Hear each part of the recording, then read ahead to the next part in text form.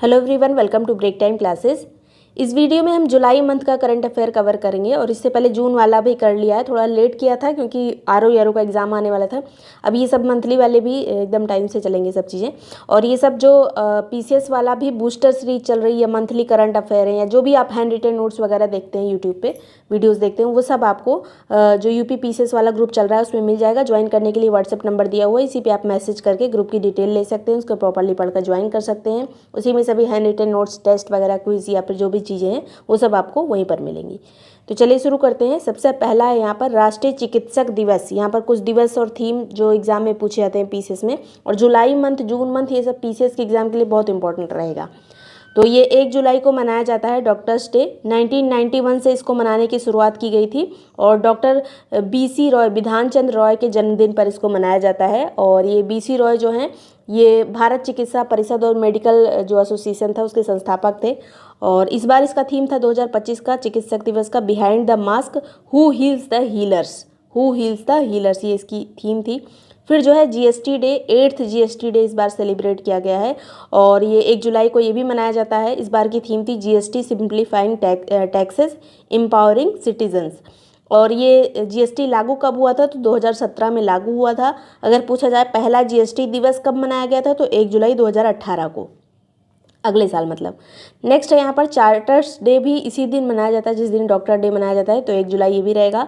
One महोत्सव celebrate किया गया, वन महोत्सव सप्ताह 1 से 7 जुलाई के बीच में इसको सेलिब्रेट किया गया। राष्ट्रीय सहकारिता दिवस 5 जुलाई को मनाया जाता है। हर दिवस की थीम नहीं पूछा जाता, जहाँ पे पूछा जाता है वही यहाँ पर मेंशन रहेगा। विश्व ग्रामीण विकास दिवस, ये पहली बार मनाया गया इसलिए इम्पॉर्टेंट है, पहली बार ये सेलिब्रेट किया गया है 6 जुलाई को। और यूएन द्वारा इसकी घोषणा की गई थी 2024 में ही कि इसको 6 जुलाई को मनाया जाएगा।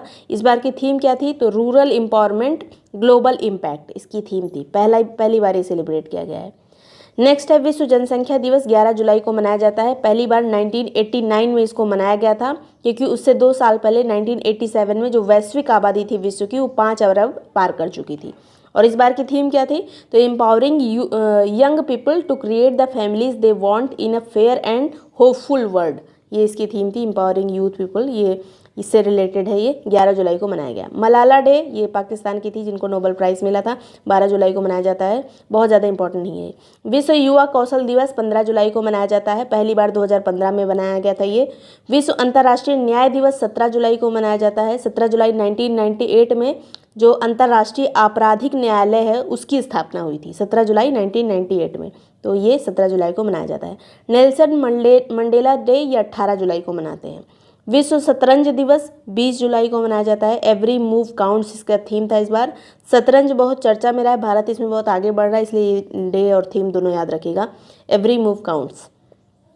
नेक्स्ट है नेशनल ब्रॉडकास्टिंग डे। ये भारत का जो नेशनल ब्रॉडकास्टिंग डे है ये 23 जुलाई को मनाया जाता है। 1927 में इसी दिन बॉम्बे से एक पहला प्रसारण है वो किया गया था, ब्रॉडकास्ट किया गया था। मैंग्रोव पारिस्थितिकी तंत्र के संरक्षण के लिए अंतर्राष्ट्रीय वर्ष, ये 26 जुलाई को मनाया गया। थीम इसकी थी protecting wetlands for our future. Mangrove protection के लिए है ये, 26 जुलाई को मनाया जाता है। Protecting wetlands for our future इसकी थीम थी। विश्व हेपेटाइटिस दिवस, ये 28 जुलाई को मनाते हैं। अब ये एक चीज़ बहुत इंपॉर्टेंट है कि हमारे उपराष्ट्रपति जगदीप धनखड़ ने इस्तीफा दे दिया। इनकी अनुपस्थिति में जो है राज्यसभा की बैठक का प्रमुख कौन रहेगा? तो जो उपराष्ट्रपति मतलब उपसभापति होते हैं राज्यसभा के, वो जब उपराष्ट्रपति नहीं रहते तो वो राज्यसभा में अध्यक्षता का काम मतलब अध्यक्ष का काम करते हैं। तो ये हरिवंश नारायण है राज्यसभा के उपसभापति। अब ये बैठकों का जो ये मतलब चीफ यही रहेंगे, बैठक वगैरह जो होगी राज्यसभा में। अभी तक जगदीप धनखड़ रहते थे, क्योंकि उपराष्ट्रपति का पद जो है वो राज्यसभा का सभापति भी यही होता है, तो ये चीज़ याद रखिएगा। उपराष्ट्रपति से रिलेटेड यहाँ पर देख लीजिए कि चुनाव में कौन कौन शामिल होता है उपराष्ट्रपति के, तो राज्यसभा और लोकसभा के सभी सदस्य शामिल होते हैं। इसमें मनोनीत भी शामिल होते हैं, मतलब राज्यसभा लोकसभा के सारे सदस्य इसमें रहेंगे। आर्टिकल 66 में इसका जिक्र किया गया है कि कैसे निर्वाचन होना है। इसके अलावा 63 में दिया है कि भारत का एक उपराष्ट्रपति होगा। आर्टिकल 64 में दिया है कि उपराष्ट्रपति राज्यसभा का पदेन अध्यक्ष होगा, ये बहुत इंपॉर्टेंट आर्टिकल है। फिर 65 में है कि राष्ट्रपति की अनुपस्थिति में उनके कार्यों का निर्वहन उपराष्ट्रपति के द्वारा किया जाएगा। और किसको इस्तीफा दिया होगा इन्होंने? तो राष्ट्रपति को दिया होगा। नेक्स्ट है फिडे महिला शतरंज विश्व कप 2025 जीतने वाली पहली भारतीय कौन बनी है? तो इनका नाम है दिव्या देशमुख। ये भारत की 88th ग्रैंड मास्टर भी बनी है। और इन्होंने किसको हराया? दिव्या देशमुख ने कोनेरू हम्पी को। ये याद रखिएगा किसको हराया, ये भी भारतीय है। नेक्स्ट है हुरुन ग्लोबल यूनिकॉर्न इंडेक्स 2025 में भारत की रैंक क्या रही है? तो ये 3rd नंबर पे है। यूनिकॉर्न जो कंपनी है वो भारत में कितनी है? 64 है 2025 में। और नंबर 1 पे कौन है? तो यूएसए, 2nd पे चाइना, 3rd पे भारत है। यूएसए में 758 यूनिकॉर्न्स कंपनीज हैं और इंडिया में केवल 64। सैन्य अभ्यास बोल्ड कुरुक्षेत्र 2025 आयोजित किया गया है। ये भारत और सिंगापुर के बीच में आयोजित किया गया है जुलाई में। और कहाँ पे आयोजित किया गया है? तो जोधपुर में। बोल्ड कुरुक्षेत्र का आयोजन जोधपुर में किया गया है। कहाँ पे किया गया ये आयोजन, ये इंपॉर्टेंट रहता है बहुत। सारे एग्जाम जितने भी आने वाले हैं उन सभी के लिए, वनडे एग्जाम्स वगैरह के लिए भी इंपॉर्टेंट रहेगा। पेन प्रिंटर पुरस्कार 2025 ये कब आयोजित किया, मतलब किसको दिया गया पेन प्रिंटर पुरस्कार? तो लीला अबो लेला को दिया गया है ये। और ये पेन प्रिंटर पुरस्कार ब्रिटेन में जो व्यक्ति, जो लेखक रहते हैं या फिर ब्रिटिश जो लेखक होते हैं उनको दिया जाता है, जो इंग्लिश भाषा में लिखते हैं। तो लीला अबो लेला को ये मिला है। भारत में पहला QR based digital house address launch किया गया। कहाँ पर? तो इंदौर में। ये QR बेस्ड होगा, मतलब QR स्कैन करो एड्रेस मिल जाएगा, ऐसा जो है ये लॉन्च किया गया है इंदौर में। राष्ट्रीय हल्दी बोर्ड का उद्घाटन निजामाबाद तेलंगाना में किया गया 29 जून 2025 को गृह मंत्री अमित शाह जी के द्वारा। और ये हल्दी बोर्ड की घोषणा अभी बजट में की गई थी। पशुधन खेती को आधिकारिक कृषि का दर्जा देने वाला पहला राज्य कौन बना है? तो ये महाराष्ट्र ने पशुधन को, मतलब लाइव स्टॉक जो होता है उस खेती, मतलब पशुपालन से जो काम होता है उसको भी खेती में ही काउंट किया जाएगा। तो इससे उनको लाभ मिलेगा, किसान जो होंगे उनको लाभ मिलेगा ज़्यादा। गजमित्र पहल शुरू की गई है असम में, किस लिए? तो मानव हाथी संघर्ष को कम करने के लिए। जो कई बार जो है हाथियों को भी नुकसान होता है, इंसानों को भी नुकसान होता है, तो ये आपस में उनका टकराव ना हो इसलिए है ये। अंतर्राष्ट्रीय नेल्सन मंडेला पुरस्कार किसको मिला है? तो ब्रेंडा रेनॉल्ड्स और केनेडी ओडेडे को। ब्रेंडा रेनॉल्ड कनाडा की हैं और केनेडी ओडेडे केन्या की हैं। नेक्स्ट है यहाँ पर अंतर्राष्ट्रीय आलू केंद्र का क्षेत्रीय जो एक केंद्र स्थापित हुआ है, मतलब इंडिया में ये केंद्र स्थापित हो गया है इस साइड का। तो ये कहाँ पे, इंडिया में कहाँ पे हुआ है? तो सिंगना में, आगरा में ये जो है केंद्र की स्थापना की गई है, क्षेत्रीय केंद्र की। फिर न्यू डेवलपमेंट बैंक जो NBD है, इसका नया सदस्य कौन बना है? तो कोलंबिया जो है इसका 10वां सदस्य बना है। उज्बेकिस्तान जो है इसका 11वां सदस्य बना है। तो टोटल NBD में अब 11 सदस्य हो गए हैं। और न्यू डेवलपमेंट बैंक को ब्रिक्स बैंक के नाम से भी जाना जाता है। इसका हेडक्वार्टर शंघाई में है, चाइना में। नेक्स्ट है पंडित दीनदयाल उपाध्याय गरीबी मुक्त गांव योजना शुरू की गई है। कहाँ पर? तो राजस्थान में शुरू की गई है। ICC के पहले भारतीय CEO कौन बने? तो इनका नाम है संजोग गुप्ता। और प्रेसिडेंट अध्यक्ष कौन है? तो जय शाह। दोनों भारतीय हैं, CEO भी और प्रेसिडेंट भी। केयर एज रिपोर्ट के अनुसार भारत में विश्व का कितना % रेयर अर्थ एलिमेंट है? तो 8% जो है पूरे विश्व का रेयर अर्थ एलिमेंट इंडिया में स्थित है। और रेयर अर्थ मतलब बहुत मतलब कम मात्रा में जो पार्टिकल्स बहुत इंपॉर्टेंट होते हैं वही हैं। जो सबसे ज़्यादा कहाँ पर है? तो चाइना में है रेयर अर्थ सबसे ज़्यादा 49%, उसके बाद ब्राज़ील में, भारत में 8% है।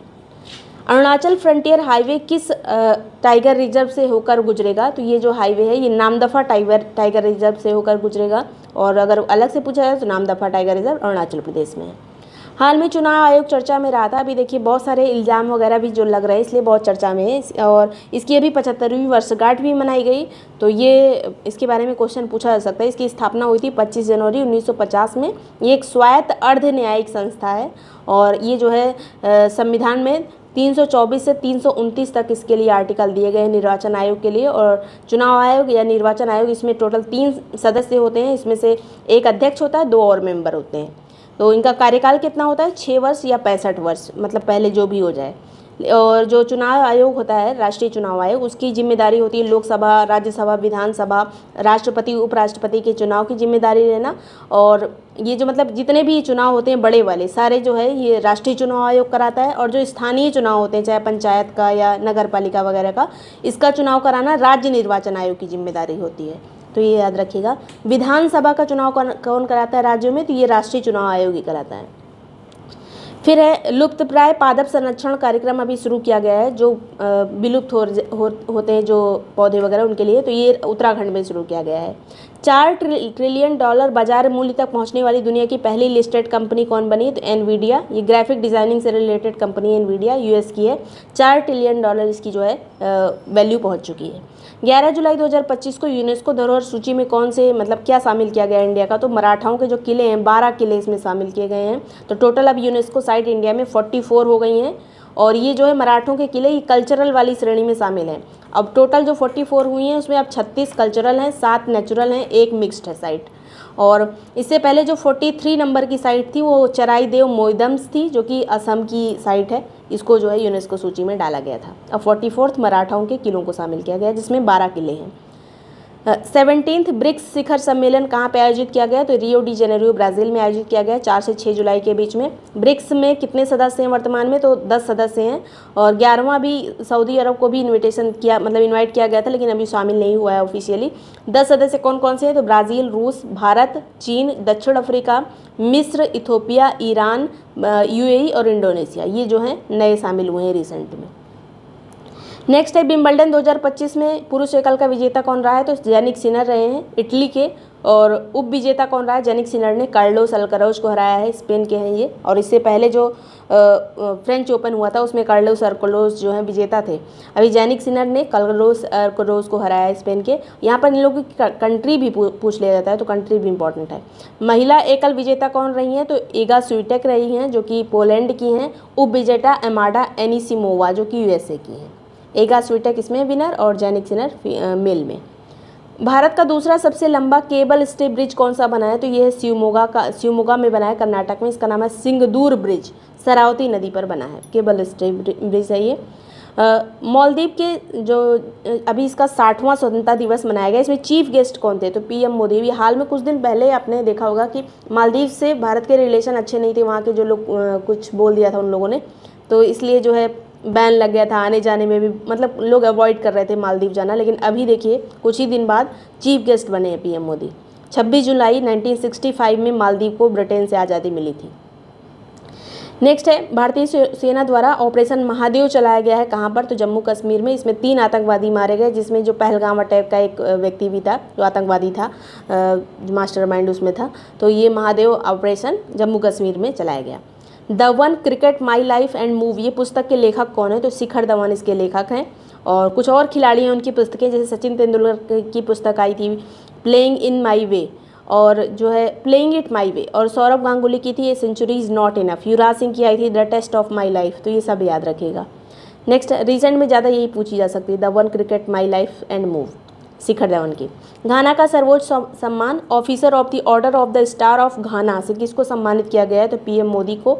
घाना अफ्रीकी एक कंट्री कोस्ट साइड में स्थित है, आप देखेंगे पश्चिम में है ये। और घाना की राजधानी क्या है? अक्रा। कमचटका एक द्वीप है, वहाँ पर हाल में 8.8 तीव्रता का भूकंप आया जिससे सुनामी वगैरह भी आई थी थोड़ा। तो ये रूस में स्थित है। और कमचटका द्वीप कहाँ स्थित है? रूस में। और ये जो भूकंप आए किस कारण आया था? तो प्रशांत प्लेट और ओखोटस्क प्लेट के टकराने के कारण आया था। और ओखोटस्क प्लेट जो है ये नॉर्थ अमेरिकन प्लेट का पार्ट है, इसकी एक छोटी प्लेट है ये। नेक्स्ट है रॉ यानी रिसर्च एंड एनालिटिकल विंग्स के प्रमुख कौन बने? तो इनका नाम है पराग जैन। और रॉ की स्थापना हुई थी 21 सितंबर 1968 में। पहले इसके जो प्रमुख थे वो थे आर.एन. काउ। इनसे रिलेटेड अभी एक वेब सीरीज़ आई है, अगर आपने देखा हो तो ना देखिएगा, बिल्कुल पढ़िए अभी। एशियाई पैरा तीरंदाजी चैंपियनशिप का आयोजन कहाँ पे किया गया है? तो बीजिंग चीन में किया गया है 2 से 7 जुलाई के बीच में। और इसमें भारत जो है सेकंड नंबर पे रहा था, 9 मेडल भारत को मिले, 3 गोल्ड 3 सिल्वर 3 कांस्य। फर्स्ट जो है चाइना को मिला है 17 मेडल, इसमें से 10 गोल्ड थे। सेकेंड नंबर पर भारत रहा है। और इससे पहले भी एक आर्चरी एशिया कप का आयोजन किया गया था सिंगापुर में, और इसमें पहले नंबर पे भारत रहा था, जो कि फरवरी में किया गया था सिंगापुर में, आर्चरी एशिया कप। ये भी आर्चरी से रिलेटेड है, पैरा तीरंदाजी चैंपियनशिप है ये, जो कि बीजिंग चीन में आयोजित हुई थी, जिसमें भारत जो है दूसरे नंबर पे रहा था। नेक्स्ट है पेलिग्रास मैजिक स्किल अवार्ड जीतने वाली पहली भारतीय खिलाड़ी कौन बनी? इनका नाम है दीपिका। और ये हॉकी प्लेयर हैं। इन्होंने एक ऐसा गोल, एक मतलब अच्छा गोल किया था नीदरलैंड के खिलाफ, जिसके लिए इनको ये अवार्ड मिला है। FIH हॉकी का ये सबसे स्किलफुल प्लेयर को ये अवार्ड दिया जाता है। Polygrass magic skill award Deepika को मिला है। नेक्स्ट है एक पुस्तक believers dilemma, Vajpayee and the Hindu right's to power, इसके लेखक कौन है? तो अभिषेक चौधरी इसके लेखक हैं। विलिबर्स डिलेमा के नाम याद रखिएगा, अभिषेक चौधरी। अटल बिहारी वाजपेयी से रिलेटेड ये पुस्तक है। भारत का पहला ओवरपास वाइल्ड लाइफ कॉरिडोर कहाँ पे बना है? जो जिसके नीचे से रोड जाती है, ऐसा एक पास बनाया गया है। तो ये दिल्ली मुंबई एक्सप्रेस वे पर बनाया गया है NHAI के द्वारा। 12 किलोमीटर का है ये। इसके अंतर्गत एक 1.2 किलोमीटर का अंडर पास भी बना है, जो अभी तक का सबसे लंबा अंडर पास है। नेक्स्ट है, हाल में प्रोजेक्ट 17A के तहत नौसेना में शामिल किया गया है INS उदयगिरी को। और ये 17A जो प्रोजेक्ट है, मतलब ये जो बनाया गया है इसको Mazagon dock shipyard ship builders के द्वारा बनाया गया है। इससे पहले INS नीलगिरी को भी शामिल किया गया था, अब उदयगिरी को शामिल किया गया है 17A के तहत ही। 17A के तहत 7 स्टील्थ फ्रेट युद्धपोत बनेंगे, जो युद्ध मतलब इक्विपमेंट से लैस होंगे।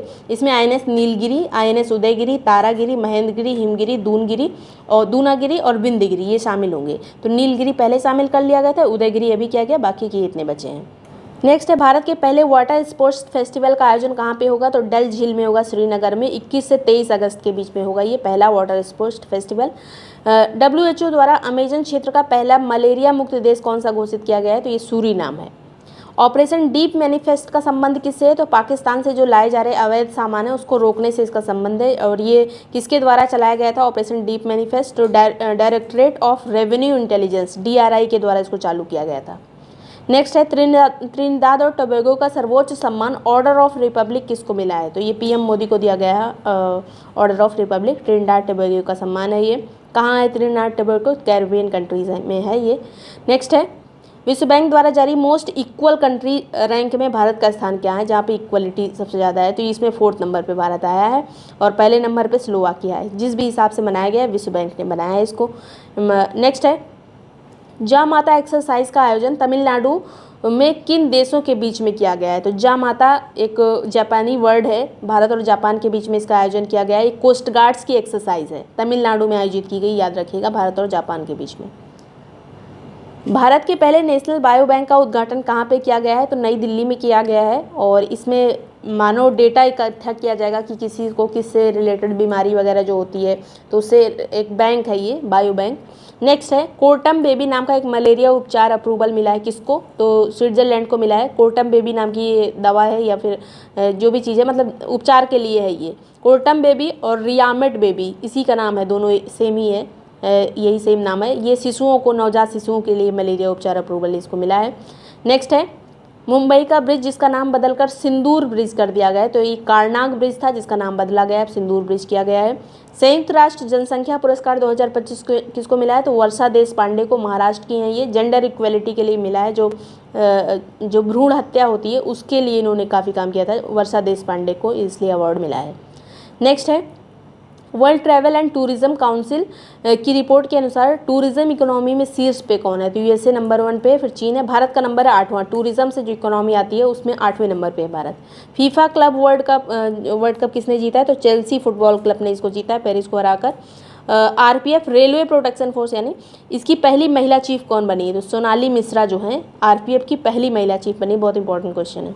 कलिंग रत्न पुरस्कार 2024 ये किसको मिला है? तो हमारे शिक्षा मंत्री धर्मेंद्र प्रधान को ये कलिंग रत्न पुरस्कार मिला है। इससे पहले 2021 में सम्मान दिया गया था, अब दिया जा रहा है ये। IRDAI के नए अध्यक्ष कौन बने? इनका नाम है अजय सेठ। IRDAI इंश्योरेंस की रेगुलेटरी बॉडी है हमारे यहाँ, और स्थापना इसकी हुई थी 1999 में। सूरीनाम की पहली महिला राष्ट्रपति कौन बनी? जहाँ पे भी पहली महिला आ जाए समझ लीजिए उससे क्वेश्चन बन जाता है अक्सर एग्जाम में। तो जेनिफर गिल्डिंग्स जो है ये सूरीनाम की पहली महिला राष्ट्रपति बनी है। अभी हाल में सूरीनाम को मलेरिया मुक्त भी घोषित किया गया है। नेक्स्ट है, बेस्ट मैजिक क्रिएटर 2024-25 का अवार्ड किसको मिला है? तो सुहानी शाह को, राजस्थान की हैं ये। इनका वीडियो वगैरह आपने देखा होगा, कभी मैजिक दिखाती हैं। स्वच्छ सर्वेक्षण 2024-25 से किसको सम्मानित किया गया? मतलब ये जो है स्वच्छ सर्वेक्षण आया है, कई सारी कैटेगरी में इसको जारी किया जाता है। इससे रिलेटेड अभी राष्ट्रपति सम्मान भी दिए गए हैं। तो यहाँ पर जो इंपॉर्टेंट चीज़ है वो देख लेते हैं। इसमें जो इनका सुपर स्वच्छ लीग पुरस्कार है, जिसमें 10 लाख से ज़्यादा जनसंख्या वाली श्रेणी में किसको नंबर 1 पे रखा गया है? तो इंदौर को। लगातार 8 साल से नंबर 1 पे इंदौर आ रहा है स्वच्छ सर्वेक्षण में। इंदौर है, फिर पहले ही नंबर पे सूरत भी, इंदौर और सूरत। उसके बाद नवी मुंबई है तीसरे नंबर पे, फिर विजयवाड़ा है। फिर 3 से 10 लाख में नंबर 1 पे नोएडा है अपना उत्तर प्रदेश का। फिर जो है चंडीगढ़ है और मैसूर, उज्जैन है।